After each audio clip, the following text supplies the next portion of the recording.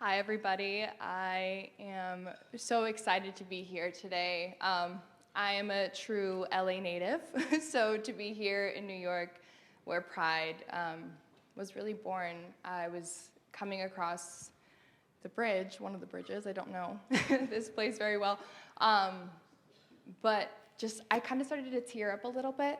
I'm part of the community as well, and I've been feeling a lot more comfortable in my identity lately, so I just felt a great sense of pride and honor to be in this room with all of you today, so I just wanted to thank everybody for that. Before I go on to introduce all of us here, I just wanted to share with all of you a little bit of the process of how I prepared for today. I've been thinking a lot about how words have meaning, right? Like the depth of a word. And sometimes I'll read a word and I'll think that I know the word, right? Because I've heard it so many times, whether that's inclusivity, diversity, pride. And when I was looking at the title for today, the word that stuck out to me was DNA. And I feel like I've heard that word so much since like elementary school, right? Like DNA, like I know what DNA is, sure.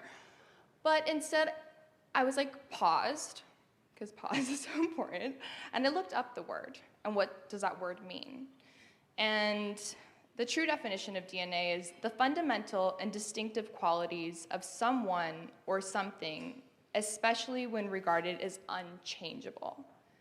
And the word that stuck out to me was unchangeable, right? You can't change what something's DNA is. And so I'm really excited to learn from all of you today how you have created inclusivity as part of the DNA of your brands. It's something that you cannot change.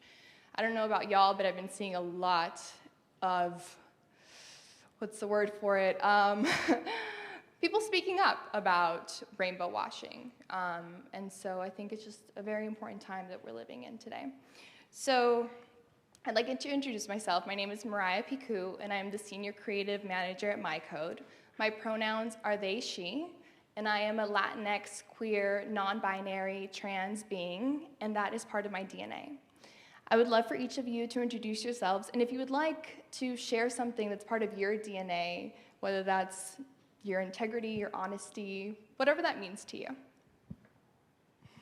Okay, I'll go first. Hi, everyone. It's a pleasure for me to be here. Thank you, Mariah, and nice to meet everyone. So my name is Esther. I work at the Estee Lauder brand, part of the Estee Lauder companies, very big beauty conglomerate in the world. And I'm responsible for the global consumer marketing or go-to-market strategy for the many launches that we do on a yearly basis. And certainly watching out for inclusivity, the language, the storytelling, what messages we're communicating. So it's part of the one of the things I do, and I think again very excited to be here, and thank you for having me. Yes, we'll just go down the line. Hi, everyone. Janelle Tracy. I am actually in a relatively new role for Walmart, and that is Director of Cultural Engagement Strategy within our brand marketing org. I love the question, what's part of my DNA? And I think one of the things that came to mind first for me was really empathy, and being told that it was maybe a bad thing early in my career, but realizing it's probably really my superpower. Hi everyone, my name is Parker Smith. I work for Belmond, which is a luxury hotel group. We have 46 luxury trains, boats, and river cruises that operate all across the globe. And I am very proud to be with this company. I handle LGBTQ sales for the collection. Hey everybody, I'm George Kimmerling. I'm Managing Director at Morgan Stanley for Content Strategy. So that's really straddles the marketing and corporate communications function, responsible for the website, external social, work on sponsorships and paid advertising. I think, maybe not, but I think I have maybe some of the oldest DNA in the room. And I guess what's interesting for me is, growing up in a time when it was still, you didn't really talk about this, right? It was not publicly or out. I was not queer identified. And certainly what's really changed is being now in a position to bring younger people in and kind of making and holding space for them and let them do the work, right, with me as a support. Because I may be queer, but I'm still a white guy, right? So being very sensitive to not knowing everything, I think is super important for me. Thank you so much. You know, I work with brands in helping create branded content, and I think a lot of the times about how much freedom of choice that we have today of being able to watch whatever we really want to watch, right? But a space where sometimes we don't necessarily have the choice is in branded content and advertisement and marketing, right? It's there.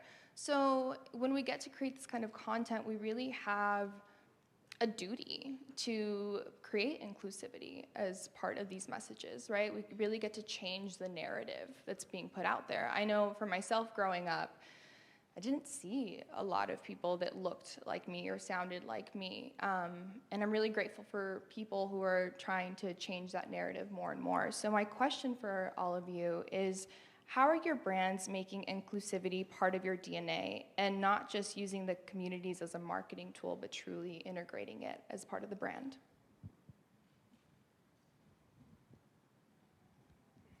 I can jump in. So I think, you know, like a lot of brands, Walmart's promise is really around saving money and helping people live better. And that is truly part of the brand's DNA. I can say that having been there a few years now. But as we think about what that means today, and I think in being totally candid, you know, what transpired in 2020 was really an accelerant for that conversation internally. And so some of the things that we've done more recently, not that it always hasn't been a commitment, but really understanding the need to do more, move faster. So we stood up things like we have a D&I review board now, where people in marketing, our associate resource groups can be involved in reviewing literally every piece of creative. You can imagine we make a lot, but there's a diverse set of eyes on the things that we're making. Our CMO has made some commitments around media investment. How do we do a campaign and really meet these diverse folks where they are? But then with our scale, how can we help create equitable outcomes? So who are we giving the money to for these campaigns? Are they diverse-owned media platforms? But I think also just culturally, and it's probably a theme that we'll hear a lot today, is just creating and committing to building a culture where people feel safe to say what it is that they would like to say, in particular, I think, around some of these conversations.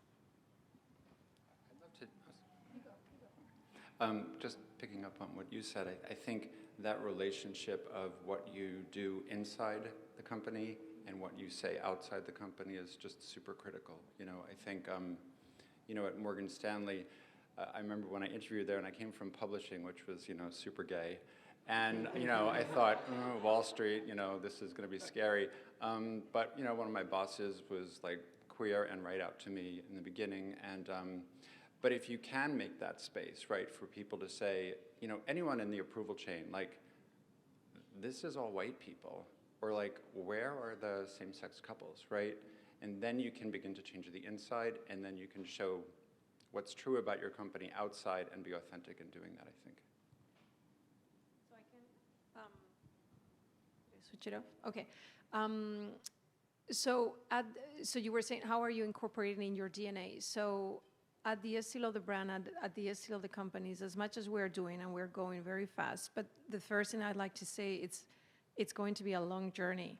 Like, I mean, as much as we are all doing, right? It sounds like, just to be clear, because our companies were not born like that, back then, we really need to go. So very, very proud, but we cannot stop for a sec or pretend that we have it or we figure it out. What I'm very proud about for ELC is that it's really a company-wide initiative. So there are really multiple committees that have happened literally in the last 10 years till now, looking at the product. First thing is the product. Our skincare products, makeup products suited for all ethnicities, all types of skin tones. It sounds very obvious, but you know, not many years ago, beauty brands didn't have that many foundation shades. I mean, it literally starts with as simple as the product. And from there, supply chain, are we working with partners who represent different backgrounds, ethnicities, I mean, genders, and for sure, spokesmodels that we use, the content creators we work with for TikTok, how do we recruit them, how do we brief what type of creators we want to work with. So it's very, very wide, and then of course internally how we are recruiting. So more and more we have closer partnerships with traditionally maybe more Afro-American college universities, and then we make an extra effort to recruit from those, which I love those initiatives because it really catches junior people, right? And then hopefully cultivates them for many, many years at ELC. So what I really appreciate is the wide effort. It's not only marketing, but by far, it's really everything from product to supply chain, and so making improvements in all those. Some are going faster, some are going slower, but it's a company-wide approach. So I'm very proud of that piece. I think for us at Belmond, so we're a luxury hotel group, and LGBTQ is something really that's not talked about in that space or kind of specified in sales. But we were kind of an early leader in that space. Our board started in 2015, so we have an LGBTQ advisory board who helps us, they guide us, and they've kind of evolved us to where we are today, which I would say is a very inclusive company. But the one thing that they've taught us is that all of our clients have different needs. And the queer space is made up of a beautiful intersectional rainbow family. So you really need to personalize your service and the way you cater to your clients' needs. Wow. I'm truly impressed by each and every one of you. One thing that stuck out to me was the word safety. You know, it's really important to have like such safe spaces, and it sounds like each and every one of you and your brands have very safe spaces to be able to create inclusivity within them. Another thing that comes to my mind is like the passion, right, that comes forth in all of this. One of the passions that I have working at MyCode is how diverse our teams are. I've been working in production for a while now, so I'm part of the studio team, and I grew when I was a lot younger. Like, I remember being in rooms and feeling not very seen, looking at other people that I didn't really connect to. And now when I'm in meetings, especially in Zoom, I'm looking at such diverse faces, right? Such different stories and backgrounds. And that always just motivates me to keep moving forward, and as a leader to be able to continue to have more of this diversity within our teams. And so my question for all of you is, what drives your passion around evolving your brand's DNA toward inclusion, and how have you seen inclusivity be a positive impact for the brand and the communities?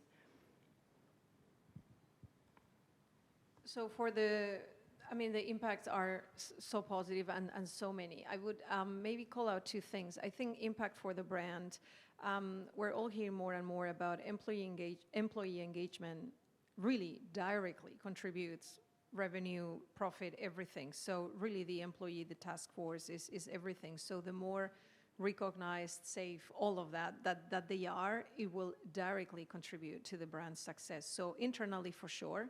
But also there is a big business case. Of course, this is a community and it's the right thing to do to serve everyone the same, obviously, but also there is a business case very clearly for untapped niche consumers. And we're talking a lot about the queer community, that's fantastic, but the disability community, which I would say, to me, that's like, Estee Lauder companies, even the beauty world has done like decent progress on the queer community. We're not there yet, as I said, but like the creators and consumers with disability, are even behind that. So, and the untapped business potential for makeup for the visually impaired, for example, it's billions of dollars. So it's the right thing to do, and there is a business case if you go there. So. Internally, employee engagement directly contributes to success, and externally, it's the right thing to do, and it will positively impact your business as well. So all reasons to go there, of course. For me, I would definitely say kind of experiences in travel. Again, we're a hospitality brand, and we have all of these incredible, unique experiences. but in Belmond is something that since like the 1950s that they've already established, but for the queer space, we've never had that. So my goal is to kind of create these safe spaces, whether you're taking a train from Vienna to Paris on an overnight train, or you're in Myanmar on one of our trains, where it's on one of our boats where being gay is illegal. You know what I'm saying? Creating these safe spaces and having these unique experiences is critical for our community.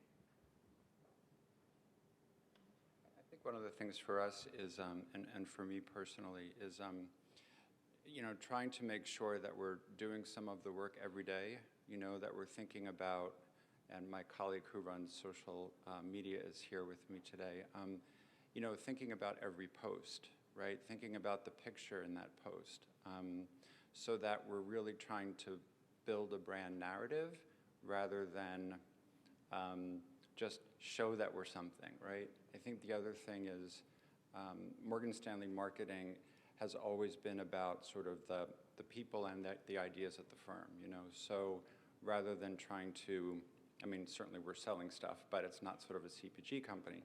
So one of the things that's been important for me is to try to explain that, we can tell employees stories, but when it comes to diverse employees, we can't have them talking about diversity and how awesome it is to be diverse, right?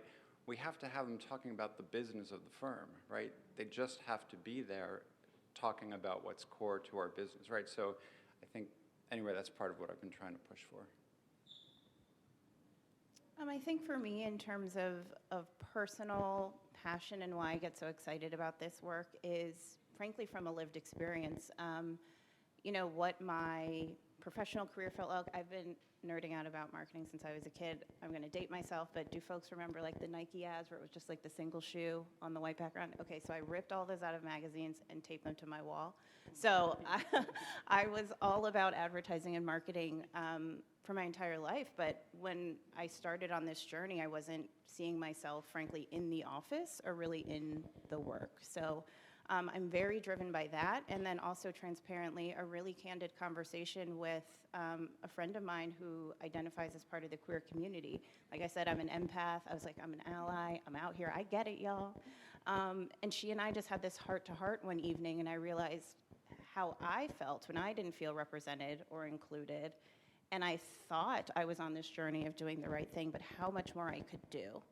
And that really, frankly, lit like this renewed fire in the last couple years in terms of what brands, frankly, I see responsibility is in the space. And, to your point, there's been some great things for the brand that we've seen in terms of how people feel about it and the sentiment, and does it impact how they engage? Yes. But it's some of the smaller things that I get to see that maybe don't necessarily like grab a headline. So we did this experiential event.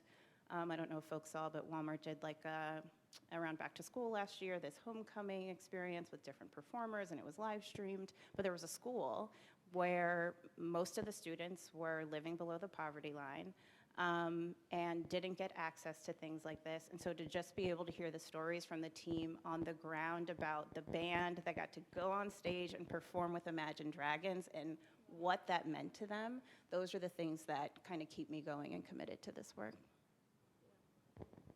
That's amazing. I love how you were touching about how it impacts more than just the brand. Because I also get to see that, like, I work a lot on social media content, so I get to see real life comments being put on by people who are watching these. And these are like influencers and talent that we work with. So these are people that like follow them because of who they are. And when they get to connect to a branded piece and seeing where they say like, wow, I feel seen. I feel like my story's being told. It is the responsibility, right? Like, it's that connection. So I love the word responsibility. Is 100% right. I think we will have made even more significant progress when we are not, as marketeers, developing bespoke content for the queer community, for the non-queer community. The idea is that we create brand content that is inclusive, so we are not, we are a collective. So when I look at my social calendars and everything where, the messaging we're putting through, I just think there is so much to catch up on now that we have to almost address the queer community because it's been so behind for decades. We're still in that catch-up mode, but the idea is to get to inclusive content that is for absolutely everyone, and that we're not working like this anymore. We need to cover this group and this other group, but it's just brand content. I don't think we're there yet. We are like coming, but that's why I see that I would love to get to that. Yeah, I definitely agree with that. I think what's really cool to see the company that I work with, originally it was H Code. So it was just like the Latinx community, but now it's all these communities. And while yes, it would be nice to not think of, I have to serve this specific community and just be creating content, but it's about really telling the story, right? So it's like finding talent. And so when I'm looking for talent, I'm trying to find all kinds. It's like, if I'm gonna create a talent deck, how do I put as many different stories on this board?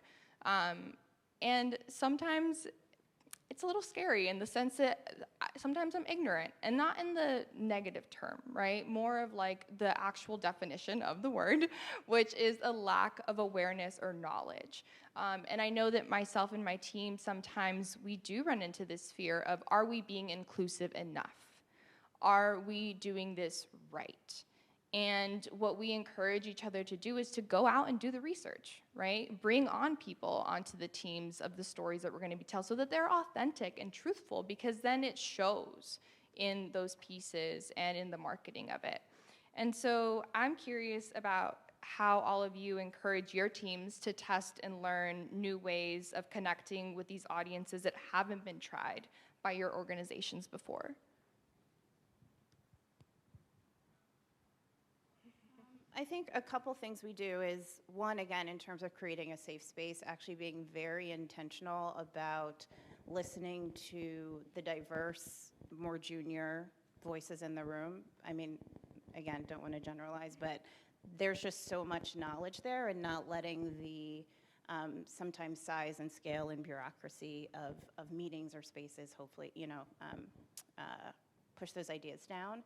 And then, we love a good acronym, like any organization probably. And so we're always talking about like NBDB, like never been done before things. So whether it's we're briefing an internal team or an agency team, it's like, please bring us new ideas. And I think the beauty is, for like a lot of us in the room, it's really an art and science, the practice of what we do. And so let's come up with these really big ideas that are research-led. Is it really rooted in a consumer insight and not just something that like we feel like doing? And then let's put a measurement plan together.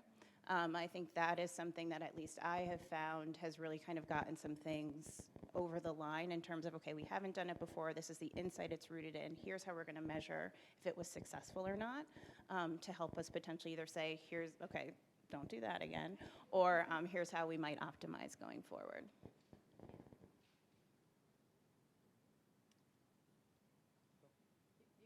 So for me, I just wanted to echo in on your, for me, MAC Cosmetics, which is part of the Estee Lauder companies, is one brand that we all internally quite look at, because they've been really the most inclusive brand, I would argue, at the Estee Lauder companies for a while. They have much more heritage and tradition.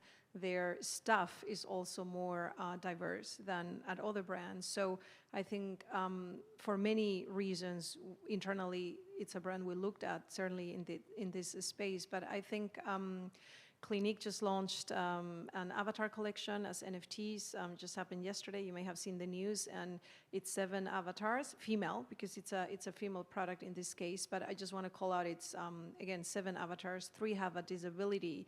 So I'm just one is in a wheelchair, one has a prosthetic leg, and another one has vitiligo skin disease. And so diversity is just a very broad. And I find myself often biased about, we got a man in a makeup ad and now we're diverse. Of course not.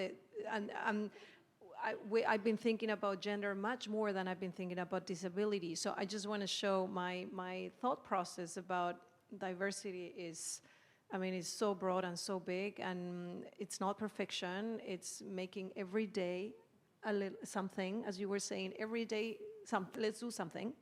and then, well, it will amount to something. But just to give some examples, how we're doing it better for sure, but how I find myself constantly stretching the definition of diversity to things that I had never even thought about.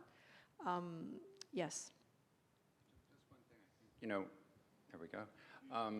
It's also important to recognize, especially for us in a large company, how many levers we can actually pull to try stuff, right? So who is your podcast host? What does your Alexa voice sound like, right?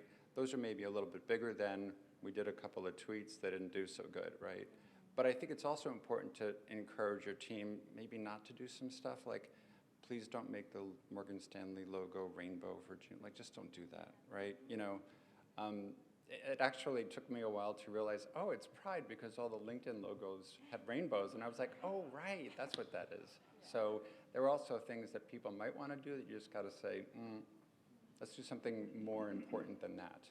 Right. And that's also my point about creating content that it's bespoke for a community or a niche. The more we can get towards inclusive content versus, you know, bespoke content, I think it will be safer for the brands, because you can end up in a PR nightmare. I mean, if you make a mistake, and we are still all making mistakes. So this inclusive content versus diverse content, I try to think more about inclusive content. Yeah. I would agree, but I would also say that rainbow logos aren't even really content. It's just like, I don't even know what that is. You know, it's almost... It's like, what does it mean? Yeah. It's been very controversial. I don't know if y'all have been on social media, but it's something that a lot of people are talking about, right? It's like, what does it mean to your company to put that pride flag on your logo? Because I know what it means to me, right? So it's like, what does it mean for your company? And go for it, do it. But can you let us know what's behind it? But sorry, but why is that also the only time they change their logos? Yes. Like, where's the Black History logo and the Right. Hispanic Heritage logo and the Right. Women's History logo? I mean, it's weird, right? Yeah. It's a little weird. No, it goes back to DNA, right? It's changeable. Yeah, it is changeable. Yeah. So that's something that I'm proud about. So just to share, already I think 2 years ago or so, we were featuring Hispanic consumers during Hispanic Heritage Month, and then of course we realized quite quickly, why are not we doing this in like 6 times a year, like planned cadence for social. And so it's been 1 or 2 years already that we got out of there, but other brands are still not there. And the same way, I think I still have some biases for other aspects, so some things we've learned and are doing better already, but some others we are still falling a little bit into those traps. So at least that one we are better already now. And we're far from perfect too. So yes, I think we're all trying to do our best. Thank you so much. I think we're all out of time, but I really appreciate each and every one of you and the great insight that you had today. So thank you so much. Thanks.